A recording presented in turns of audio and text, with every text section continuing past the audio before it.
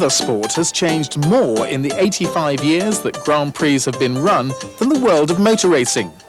This is perhaps due to the interest represented, the costs that it engenders, and the inherent dangers. But more than any of those, it is because the sport is more intricately allied to technical progress than any other, and that demands adaptation and many other restrictions. Until the end of the 60s, however, the development of cars, circuits, rules and procedures simply took their own rather haphazard course. Under the aegises of an easy-going governing body, the powerful organisers of Grand Prix did their own thing as they wished. In fact, they made sure that the importance of their individual races virtually eclipsed that of the championship, and they ensured that their own importance was such that they were able to work exclusively to their own ends. The result was that only the cars made progress, while each individual organiser, jealous of his own patch, remained an individual. The competitors, however prestigious, simply had to accept their lot and improvise where necessary.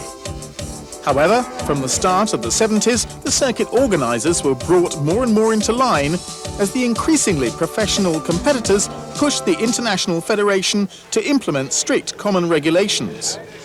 Now, each of the 16 Grand Prix that make up the Formula One World Championship is run to a rigid schedule, and the governing body ensures that it is strictly adhered to. The timetable, the order of practice sessions and race day schedule, scrutineering, press conferences, the allocation of pits, accreditation, and even the position of motorhomes in the paddock are all pre-arranged and are identical from race to race throughout the season. So now there is no need nor room for improvisation. Each team, even before it leaves home for a race, knows what to expect.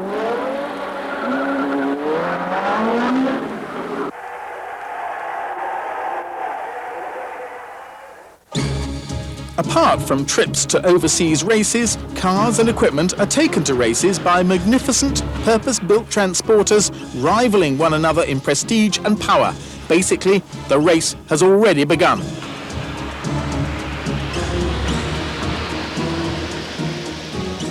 The aim is to be in position and operational from the Thursday afternoon before a Grand Prix, ready for the first practice sessions, which will generally take place on the Friday.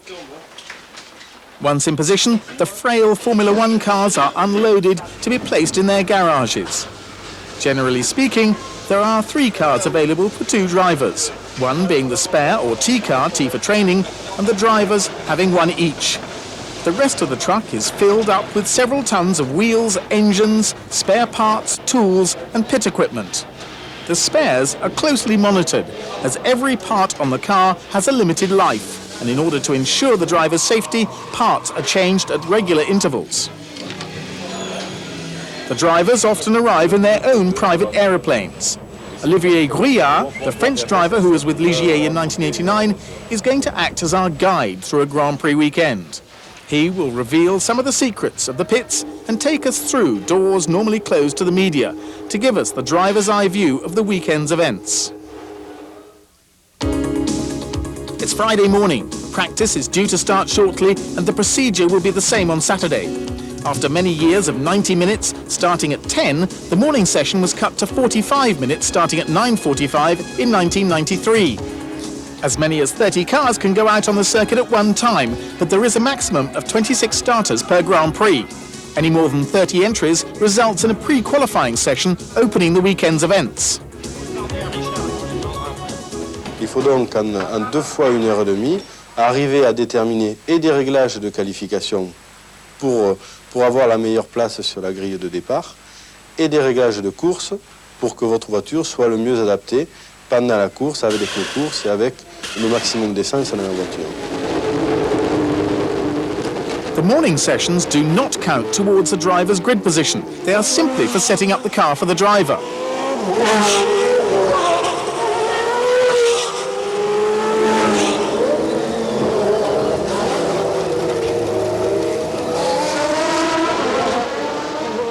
On ne vous demande pas d'être au maximum de la voiture et il est préférable de bien se concentrer sur les réactions et sur le comportement de votre voiture pour bien arriver et à l'analyser et à donner le maximum d'informations à l'ingénieur et à l'équipe pour modifier la voiture et la rendre plus performante.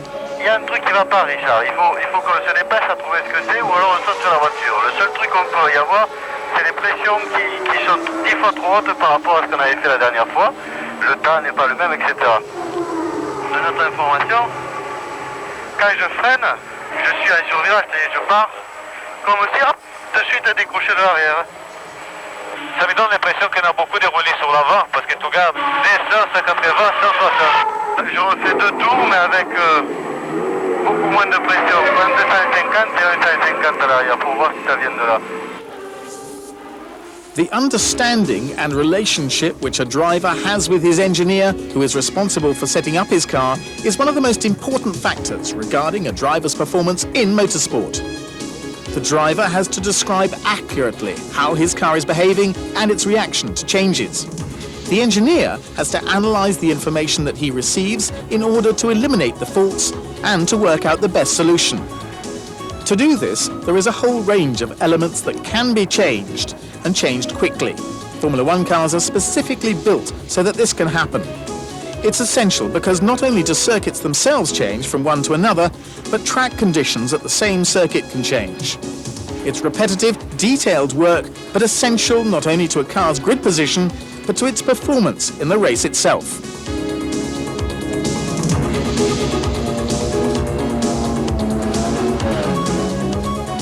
The parameters are more numerous when it comes to the engine, but electronics have replaced the driver in providing information for the engineers. They have readouts and monitors with which to oversee, analyse and if necessary modify their super sophisticated and powerful machines. While the cars are out on the circuit, microprocessors on the engines record and transmit information to the pits, where the engine technicians can simultaneously follow everything that is going on in their engines, for lap after lap.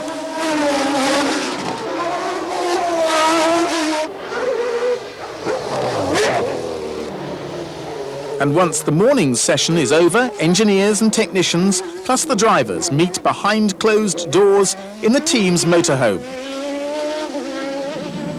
Le but du briefing, bien entendu, c'est de faire une synthèse de la séance d'essai qui vient de se dérouler. Il faut avoir une démarche très rationnelle. La première des choses à faire, c'est par exemple les gros problèmes. Si vous avez un problème moteur, est-ce qu'il faut le changer, est-ce qu'il ne faut pas le changer? Si vous avez un problème de frein, si vous avez un problème d'embrayage par exemple, s'il y a des grosses modifications à faire sur la voiture, il faut le dire très vite, faire un choix très rapidement pour que les mécaniciens puissent changer telle ou telle pièce sur la voiture.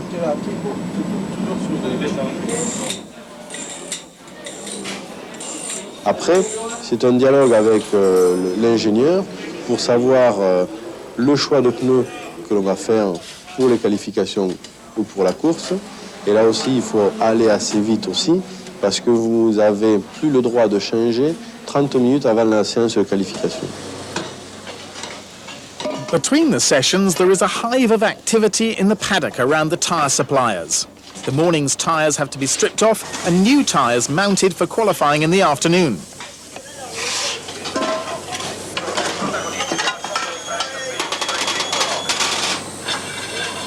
What are the various different demands on tyres? The problem here is speed. We're not going for distance. If we wanted to go for distance, we wouldn't go as fast, we could go much longer. So speed is the whole criteria for qualifying. And the faster you make it, the less long it's going to go. The super sticky, short-lived qualifiers are no longer used, but race tyres are best in their first few laps. What's the difference between qualifiers and race tyres? Basically, the construction is the same as a racing tire, but the compound is much, much softer. It's intended to get hot very fast, grip very good, and not necessary to last very long. All you want is heat and grip for a very short period of time. Before changes in 1993, each driver was able to use just 8 tyres per hour-long qualifying section. Marshals and officials checked each car as it went out to ensure that it was using tyres within that allocation. The limitation of tyres is an attempt to iron out the advantages of the wealthier teams able to buy many more sets than the less well-off teams. But it also means that tyre companies don't have to bring the more than 3,000 tyres they already have to transport to circuits. Once mounted on their rims, the tyres are placed in small ovens or the tyre covers that keep them warm once they are mounted on the cars themselves prior to the driver going out onto the circuit. It's 1 o'clock in the afternoon. This is the most intense part of the weekend, apart from the start of the race itself. Qualifying on Friday and Saturday was 1 hour. Now it's 45 minutes, and in that time, drivers must try and set the best times for one lap that they can. The timing for all Grand Prix was originally established by Longines and Olivetti, although Tag Heuer recently succeeded Longines.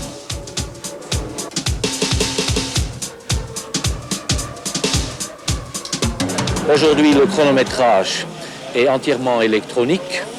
Nous avons 3 systèmes différents.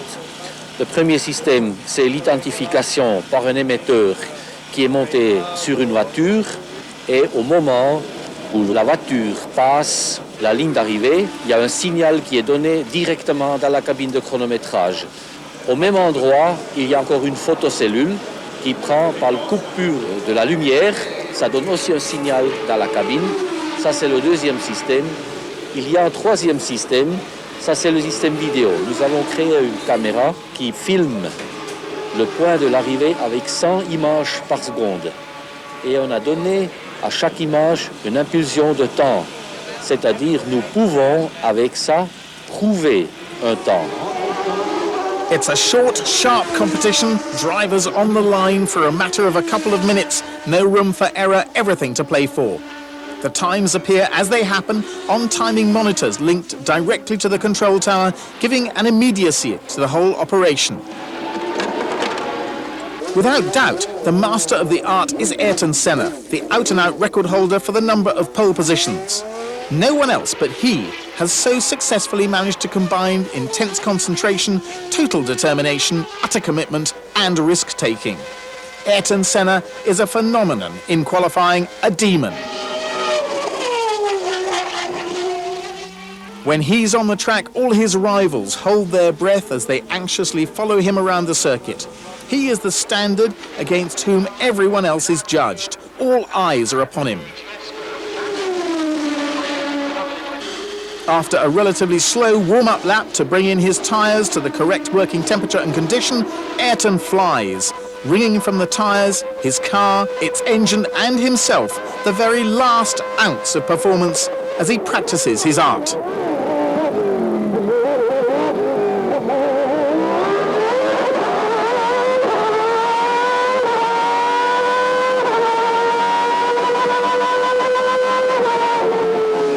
Another pole position. Once more, Senna has won the race against the clock. But like every other driver, however, he is subject to the same checks and scrutiny by officials. Here, the car is being weighed to ensure that it doesn't weigh less than the minimum imposed by the regulations. Should it do so, Senna's time could be disallowed. But Senna and his team don't need to cheat to be quickest. For the media, then, the story will be the same. Senna on pole again will be flashed around the world by the army of journalists, which covers motor racing in numbers only rivalled by the Olympic Games and the Football World Cup. Saturday evening, the battle for pole has been rough and has left its mark. Neither the bodywork on the cars, battered by curbs, nor the hard-working engines pushed to their limits have been spared. Even then, not all drivers will have qualified for the race. The slowest will have been excluded. But the engines and gearboxes of the 26 drivers who have qualified will be checked and very often changed for the race itself. Thus begins a long evening for the unsung heroes of Grand Prix racing, the mechanics, who will fastidiously check every component and element of their machines.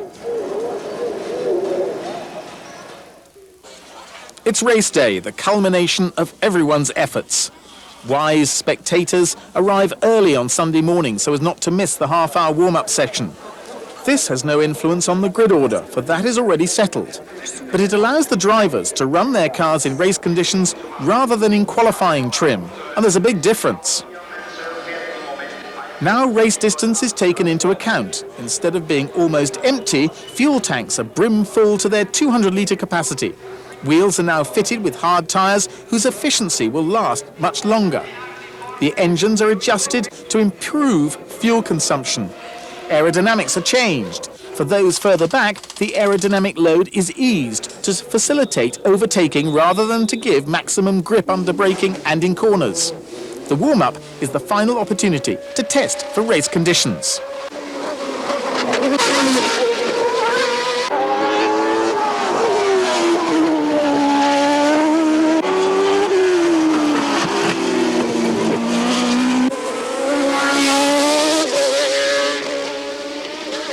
But there's only half an hour available. Even so, in that time, a hierarchy emerges that some believe is much more representative of race form than the time set in qualifying. They suggest that brilliant qualifiers aren't necessarily the best strategists. Take up your correct starting position. I will give During the morning, the drivers and their team managers are called to a briefing by the governing body. There's a studious atmosphere. Here they are reminded of the principal procedures to come, late changes to the regulations. There are questions, answers. There's advice and warnings from the president of the federation, whose English, unintentionally, offsets the serious tone of the proceedings. And all the drivers in the world are looking after you in the TV because they think stupidly that you are an example. Discipline and fair play seem to be the message, meted out by the president of the governing body and the clerk of the course. Suitably berated, the little class of the world's best drivers disperses, each driver going off to concentrate on the race to come, sitting quietly, working out last-minute points in the 2 hours before the race. It will be physically tiring, so that many, such as three-time world champion Nelson Piquet, have a massage in order to prepare themselves for the rigours to come. La première contrainte, c'est la variation brusque de vitesse. La variation brusque de vitesse, elle se produit dans les virages pris à prise rapide. Il y a aussi les décélérations et les accélérations qui sont des variations brusques de vitesse et qui soumettent le corps à des contraintes énormes. Donc il faut que le muscle du cou en particulier réagisse. Et puis vous savez, tourner un volant de Formule 1, c'est pas les leviers de vitesse, c'est pas des boîtes automatiques, du moins pas tout le monde malheureusement. Et ça demande des bras, beaucoup d'efforts. Oui. En plus de l'effort musculaire, il y a l'effort cérébral. Le cerveau est un organe qui lui-même est un très grand consommateur d'oxygène et de sucre. Et ça, il ne faut pas l'oublier. Et la tension soutenue pendant 1h30 est grande consommatrice d'énergie. Baladier is also a specialist in diets. Petit à petit, on s'est aperçu que bien se nourrir, c'était important. Et dans tous les sports de haut niveau, maintenant, on fait attention à ce qu'on mange, à ce qu'on boit. Et c'est tout à fait naturel, on est fait de ce qu'on mange. Hein. Alors, les jours de course, il faut amener les substances nécessaires. Donc, c'est classique, c'est-à-dire ce sont des sucres lents, ça va être à base de pâtes et de fruits, de salade de fruits, quoi.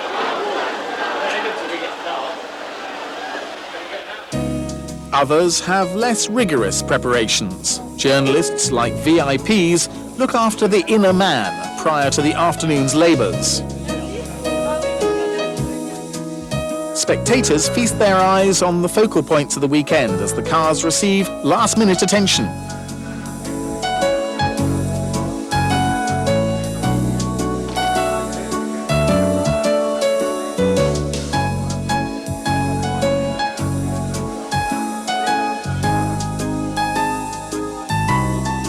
There are many attractions, almost sideshows, as the Grand Prix draws near.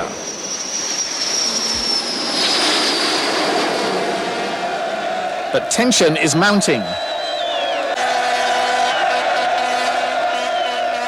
10 minutes before the pits are open, drivers like gladiators march to their pits to find their cars. The pits are open for 15 minutes. All the cars must now come out onto the grid. During this time, they can do as many laps as they like, the very last laps, to test for any uncertainties. The level of concentration mounts again.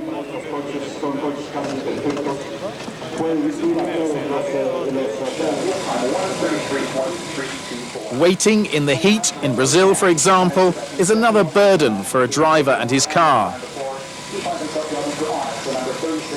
Fuel tanks are protected. Dry ice cools the radiators. Patrese uses a refrigerated skull cap to keep a cool head.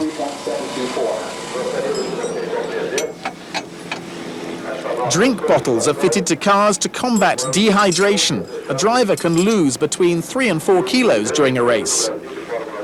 Some drivers use neck straps to hold their heads upright in corners where they may be subjected to 4G or more. But now the driver is alone as the countdown begins. The field will do one more parade lap, which will bring them back to the starting grid. They bring their tyres up to temperature.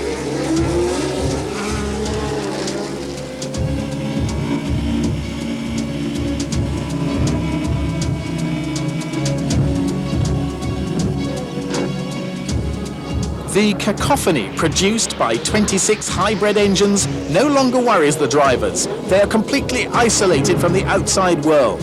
They hear nothing, see nothing. Their concentration is at its peak as doubt and fear raise pulse rates.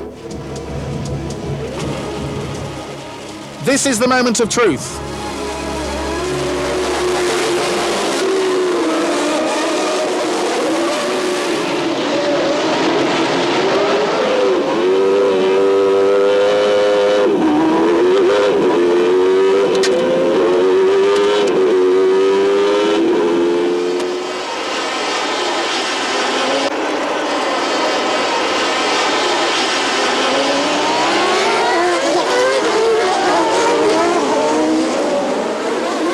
The first few laps are the most dangerous. Wheels are inches from one another as the drivers defend their positions or attempt to overtake. A car laden with 200 litres of fuel is hard to control.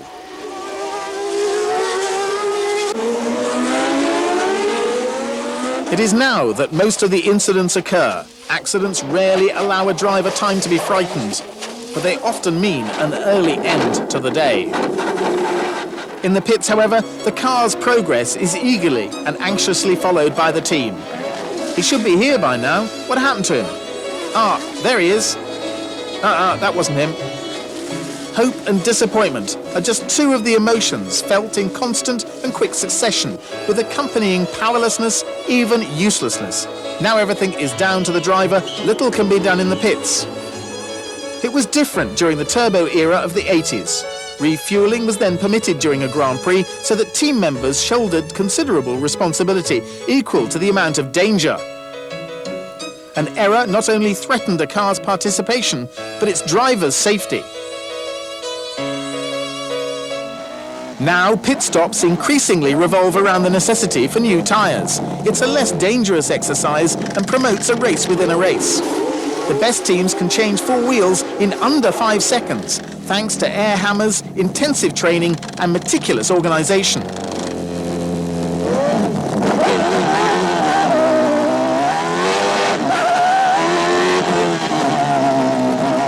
Grand Prix are held over a distance of around 300 kilometres, and they last around 90 minutes, depending on the circuit. It demands an incredible mental effort on behalf of the driver.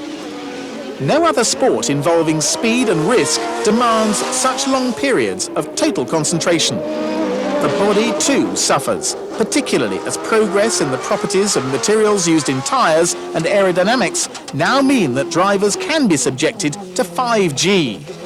Consequently, drivers have to be real athletes.